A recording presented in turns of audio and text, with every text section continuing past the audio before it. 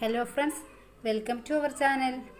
ഇന്ന് നമ്മൾ ഉണ്ടാക്കാൻ പോകുന്നത് ഗോതമ്പ് പൊടിയും ഏത്തപ്പഴവും വെച്ചുള്ളൊരു പലഹാരമാണ്. ഇത് നമ്മൾ ആവിയിൽ വേവിച്ചാണ് എടുക്കുന്നത്. അതുകൊണ്ട് തന്നെ ഇത് ഹെൽത്തി ആയിട്ടുള്ളൊരു പലഹാരം കൂടിയാണ്. ഇത് ഞാൻ ഇഡ്ഡലിത്തട്ടിലാണ് ഉണ്ടാക്കിയെടുക്കുന്നത്. അപ്പോൾ നമുക്ക് തുടങ്ങാം. ഗോതമ്പ് പൊടി എടുത്തിട്ടുണ്ട്, പിന്നെ 2 ഏത്തപ്പഴം സ്ലൈസ് ചെയ്തത് എടുത്തിട്ടുണ്ട്, പിന്നെ ശർക്കര ഉരുക്കിയതും എടുത്തിട്ടുണ്ട്. ഈ ഗോതമ്പ് പൊടിയിലേക്ക് 1 ടീസ്പൂൺ ബേക്കിംഗ് പൗഡർ ഇട്ട് കൊടുക്കുക, 1 പിഞ്ച് ഉപ്പ് ഇട്ട് കൊടുക്കുക. നന്നായിട്ടൊന്ന് മിക്സ് ചെയ്ത് കൊടുക്കുക.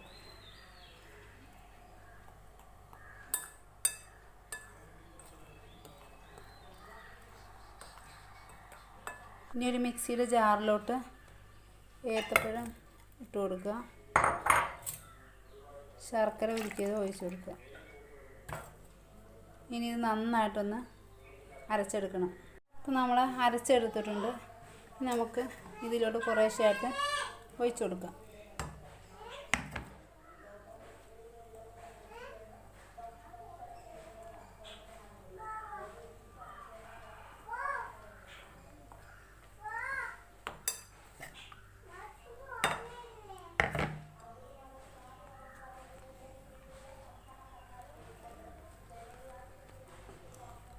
കുറേശ്ശെ ആയിട്ട് ഒഴിച്ച് മിക്സ് ചെയ്ത് കൊടുക്കുക. നമ്മൾ നന്നായിട്ട് മിക്സ് ചെയ്തെടുത്തിട്ടുണ്ട്. ഈ ടെക്സ്ചറിൽ വേണം. ഇനി നമുക്കിത് ഒരു ഇഡ്ഡലി പാത്രത്തിൽ ആവിയിൽ വേവിച്ചെടുക്കാം. ഇപ്പോൾ ഞാൻ ഇഡ്ഡലി പാത്രം അടുപ്പത്ത് വെച്ചിട്ടുണ്ട്. ഇനി നമുക്ക് മാവ് ഒഴിച്ച് കൊടുക്കാം. തട്ടിലോട്ട് മാവ് ഒഴിച്ച് കൊടുക്കാം. ഞാൻ ഇഡ്ഡലി തട്ടിലോട്ട് മാവ് ഒഴിച്ച് കൊടുത്തിട്ടുണ്ട്. 1 തട്ടിലേ ഒഴിച്ചു കൊടുക്കാവുള്ളൂ. കാരണം 2 തട്ടിലും കൂടെ വെക്കുമ്പോൾ ഒന്നിൻ്റെ ആവിയുള്ള മറ്റേതിനകത്തോട്ട് വീഴും. അതുകൊണ്ട് 1 തട്ടിൽ മാത്രം വെച്ച് വേവിക്കുക. 10 മിനിറ്റ് കഴിയുമ്പോൾ നമുക്കത് വെന്ത് കിട്ടും. നമുക്ക് മൂടി വെക്കാൻ ഞാൻ അതിൻ്റെ അടപ്പ് ഒരു തുണിയോണ്ട് കവർ ചെയ്ത് വെച്ചേക്കുന്നത്. കാരണം ഇതിനകത്തുള്ള വെള്ളം അതിനകത്തോട്ട് വീഴാതിരിക്കാൻ. ഇനി നമുക്ക് ഇത് അടച്ച് വെക്കാം. ഇതുപോലെ അടച്ച് വെക്കാം. ഇനി 10 മിനിറ്റ് കഴിയട്ടെ.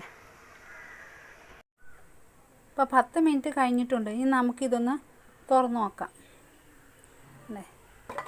ഇതെല്ലാം തന്നെ വിട്ട്, നമ്മൾ സ്പൂൺ കൊണ്ടൊന്നും എടുക്കേണ്ട കാര്യമില്ല, തന്നെ വിട്ടു പോരുന്ന പരുവത്തിൽ ഇത് നമുക്ക് എടുക്കാൻ പറ്റും. അപ്പം നമ്മളെ സൂപ്പർ ടേസ്റ്റി പലഹാരം ഇവിടെ റെഡി ആയിട്ടുണ്ട്. ഇനി നമുക്കിതൊരു പ്ലേറ്റിലോട്ട് മാറ്റാം. പ്ലേറ്റിലോട്ട് മാറ്റിയിട്ടുണ്ട്.